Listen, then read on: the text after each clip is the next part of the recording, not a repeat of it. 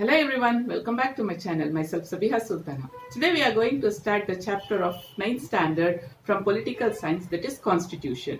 India had to face many problems soon after independence. Problems like rehabilitation of refugees, merging of princely state to Indian territory, maintenance of law and order in India. So all these challenges India has to face soon after independence. So the Home Minister Sardar Vallabhbhai Patel, he achieved the success in merging of princely state to Indian Union territory. So even the challenge of framing of constitution in order to enable us to govern the country was also a very big challenge at that time.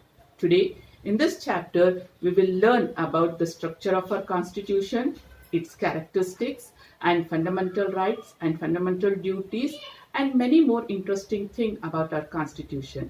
So, without wasting much time, let's get started. Chapter 1: Our Constitution.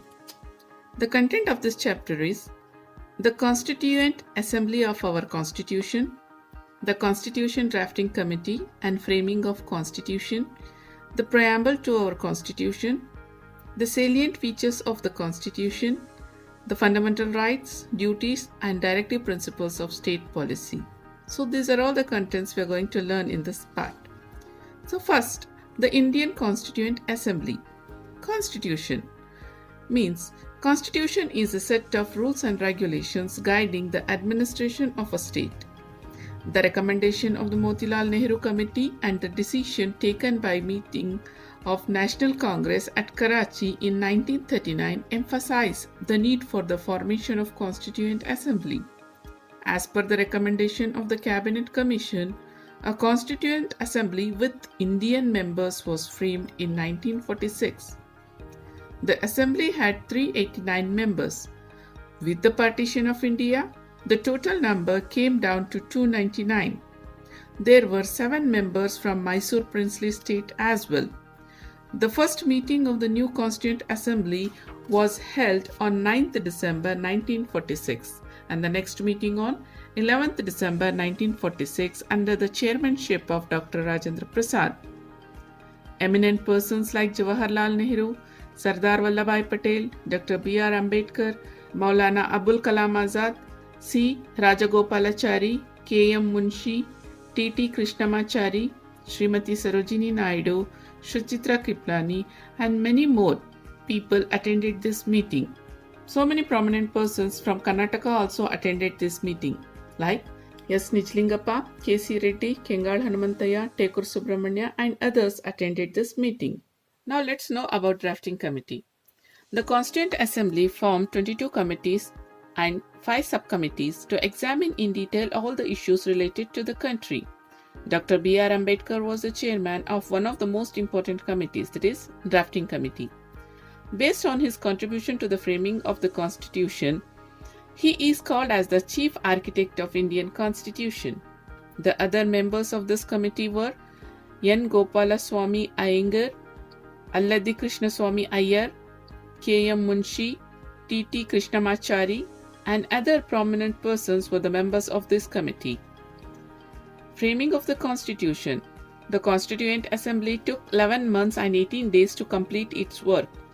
During these discussions, various laws enacted by the British government in 1909, 1919, and 1935, the British parliamentary system, the American Bill of Rights, the social directive policies of Ireland were studied, and some elements of those were incorporated. Finally, the Indian Constitution was approved on 26 November 1949 and came into existence on 26 January 1950. So this day, we celebrate it as a Republic Day in our country. Okay, let's know about the preamble to the Constitution. The Indian Constitution has combined in itself the best features of different constitutions of the world and has its own preamble. The preamble contains the fundamental policies and the ideals of the Constitution. It is the sum of the structure, values, principles, and goals of the Constitution. It is based on the aspirations and ideals of the people of India. The preamble is a part of the objective resolution that put forward by Jawaharlal Nehru on December 13, 1946 and approved by the Constituent Assembly on January 22, 1947. This resolution upholds the nature of India's sovereign, democratic, republic nature, social, economic and political justice for all the people is upheld. The preamble to our Constitution is meaningful. It describes our political system and is a key to understand our Constitution. It has been described as a jewel of the Constitution. K.M. Munshi has referred to it as a political horoscope. The preamble of Constitution begins with "We the people of India." The Indian Constitution is framed by the Indians. It strives to fulfill the dreams of Indians. Next is sovereign. India is a sovereign country and not under the control of any other country in the world. It is not a part of any bloc. It has its own foreign policies, non-alignment policy and 5-year plans, by implementing which the country have achieved internal and external autonomy. Another one is socialist. The goal of our Constitution is to create social equality and promote welfare to all the people of our country. To enable this, directive principles of state policy have been incorporated in the Constitution through 42nd Amendment done in 1976. Through this amendment, land reforms and other progressive economic reforms were introduced. Another important thing of our preamble is secular.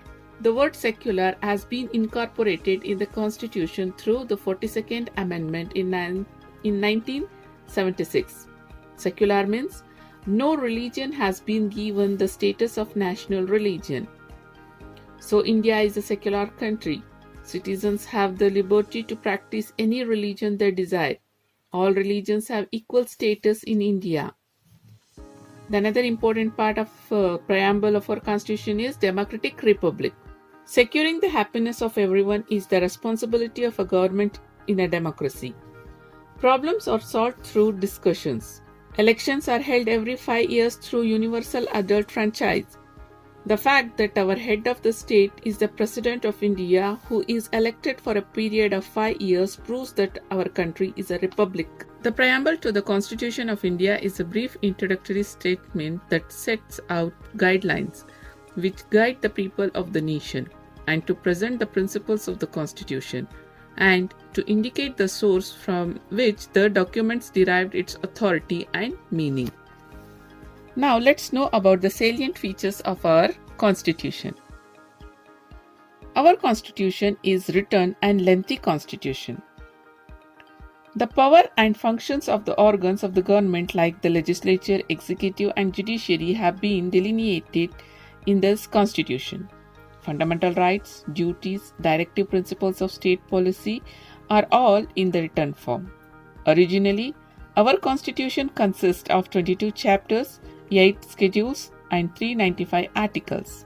Later, after many amendments, it has become a lengthy Constitution with 25 chapters, 12 schedules and 465 articles. Next feature is partially flexible and partially rigid Constitution. The Constitution which can be easily amended is called flexible or simple Constitution. Constitution that have special procedure for amendment are called rigid or complicated Constitution. Our Constitution is neither too flexible nor too rigid. Next one is parliamentary form of government. Our Constitution provides for a parliamentary form of government. The sovereign power of the nation is vested in the elected parliament. The executive is responsible to the legislature at the central and state levels. The cabinet shall be in power as long as it enjoys the confidence of the legislature. As soon as it loses the confidence, it has to resign. Next is republican system. The Constitution has declared India a republic. The head of the country is indirectly elected by the citizens. In India, the President is the constitutional head of the state and he is elected. Next is federal system. Our Constitution provides for a federal system of government because our country consists of different language, castes, race and geographical region. administrative powers are shared by the central and the state government. The Supreme Court possesses powers to solve all the disputes rising between the center and the state with respect to any subject. Next is fundamental rights. The rights that the Constitution had given to the people are called as fundamental rights. No law of any government, central or state or any organization can deny these rights. If the fundamental rights are taken away or endangered, the citizen can directly appeal to the High Court or Supreme Court. These rights are listed in the third part of our Constitution. The another is fundamental duties. Duties are our responsibilities towards our country.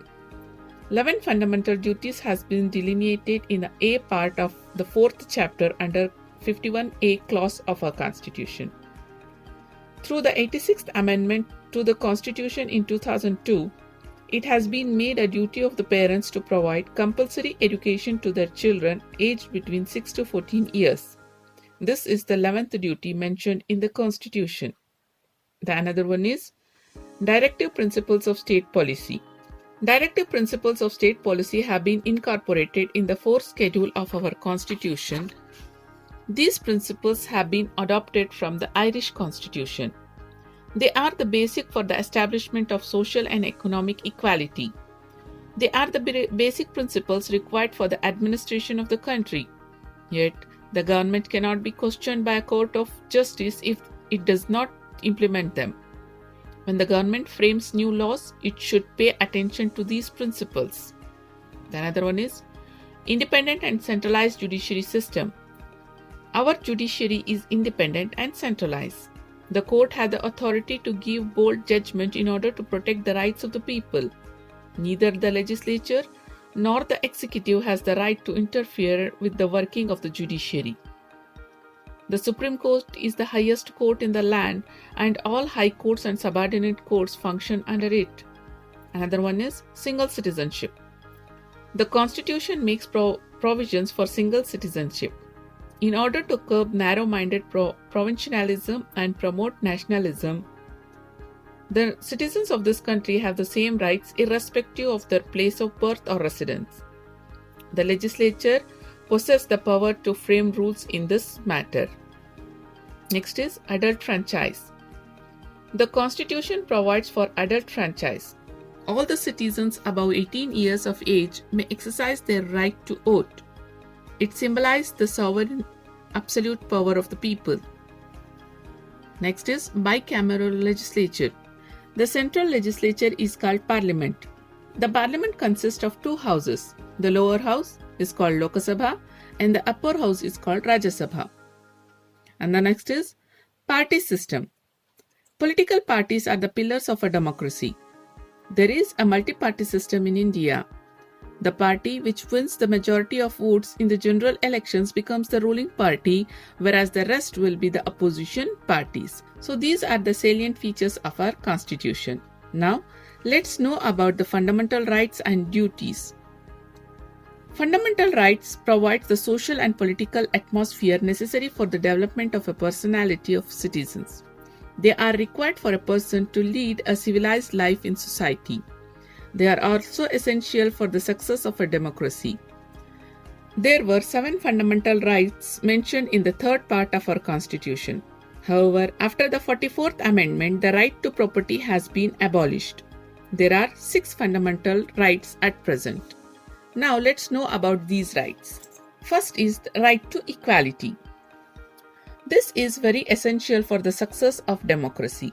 All are equal before the law and nobody is above the law.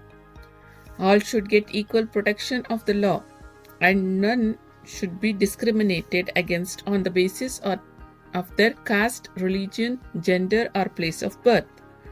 No citizen should be subjected to any restrictions with regard to access to shops, public restaurants, hotels, places of public entertainment or public places of worship. Under this right, untouchability is an offense. This right has enabled every citizen to get an equal opportunity to join government services. The another right is right to freedom. It is one of the important fundamental rights. Under this right, one who expresses his own opinion, to conduct meeting without arms, to establish organization, to live anywhere in India, and to follow any profession and move around the country. It is a protective right also, and no one can be arrested without proper reason. No state law can snatch the life and freedom of a citizen.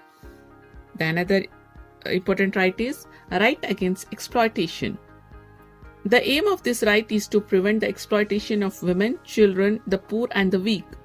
Begging, the Devdasi system, the practice of sati, immoral activities and forced labor have been prohibited through this law.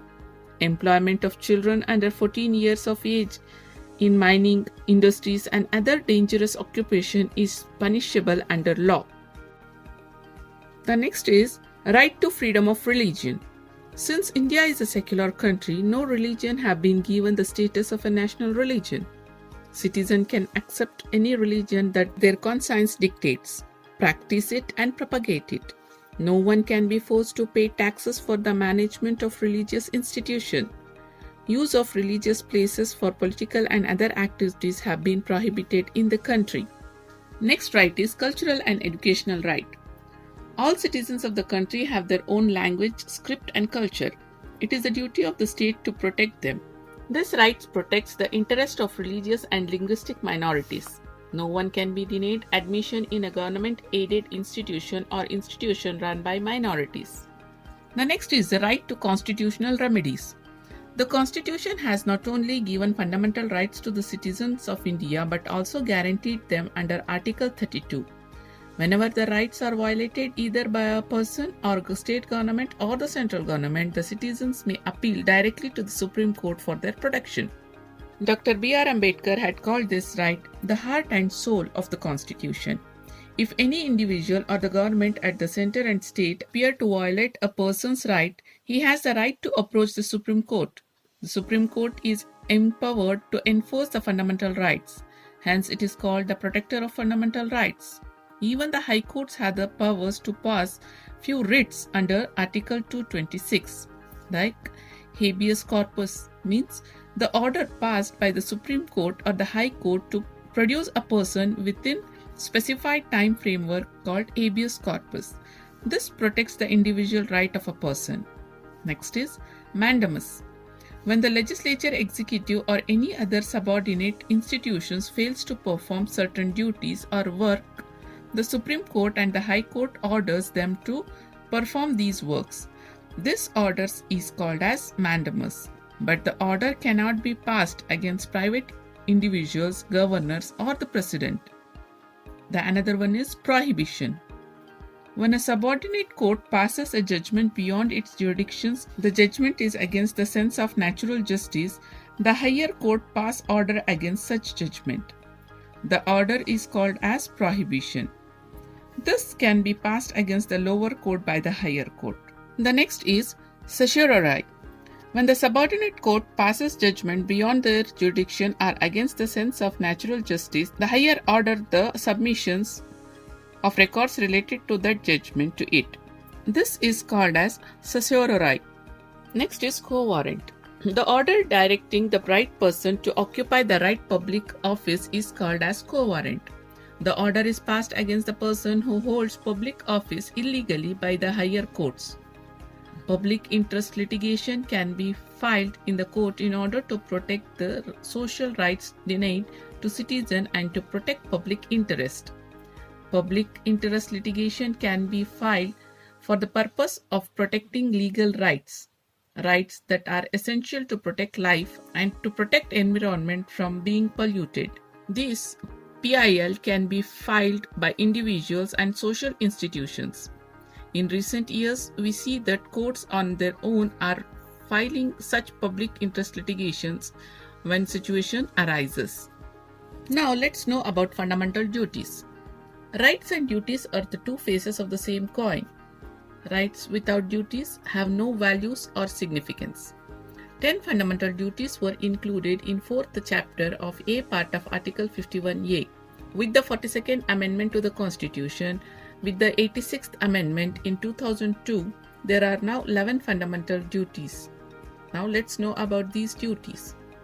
First is to respect the Constitution, national flag and national anthem. Next, to follow the noble ideals that inspired our national struggle for freedom. Another one, to protect the integrity of India. Next, to defend the motherland when called upon to do so. Another one, to promote the spirit of common brotherhood amongst all the people of India and disown those rituals that go against the dignity of women. Next, to preserve our rich heritage. Another, to protect and develop environment including forest, lake, river and wildlife and show compassion to animals. Next, to develop the scientific temper and the spirit of inquiry. To safeguard public property and to abstain from violence. To strive towards excellence in all spheres of individual and collective activities. The parents or the guardians should provide an opportunity for education to their children from the age of 6 to 14 years. Unlike fundamental rights, there is no protection from a court of law with regards to duties. However, there will be punishment under law for those who violate their duties. So these were the fundamental duties of our Constitution. Now let's know about the directive principles of state policy. With an aim to establish a welfare state, certain directive principles of state policy have been incorporated in the Constitution under 4th part from 36 to 51 article. These principles served as guidelines to the state.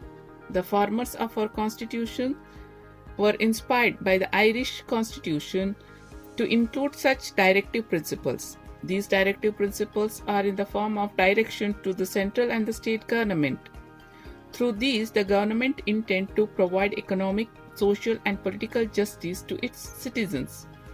But these principles are based on ethics. So, if the governments, central or state, do not implement them, they cannot be questioned in a court of law. These principles are socialist and liberal and have been based on Gandhian ideals. Any individual or party that comes to power has to rule keeping these principles as guides. So here are the directive principles. First, to provide adequate means of livelihood to all citizens. Next, to prevent the community wealth and resources from becoming the private property of a few people. To provide equal pay for equal work to both men and women and to protect labor welfare. To provide public assistance to those who are old, sick and weak or helpless. To implement a uniform civil code throughout the country. To provide opportunities for the development of health and preschool education to all the children below 6 years. To protect historical monuments and maintain places of historical interest. To separate the executive from the judiciary. To protect international peace and to respect international law. To establish gram panchayats. To encourage rural and cottage industries.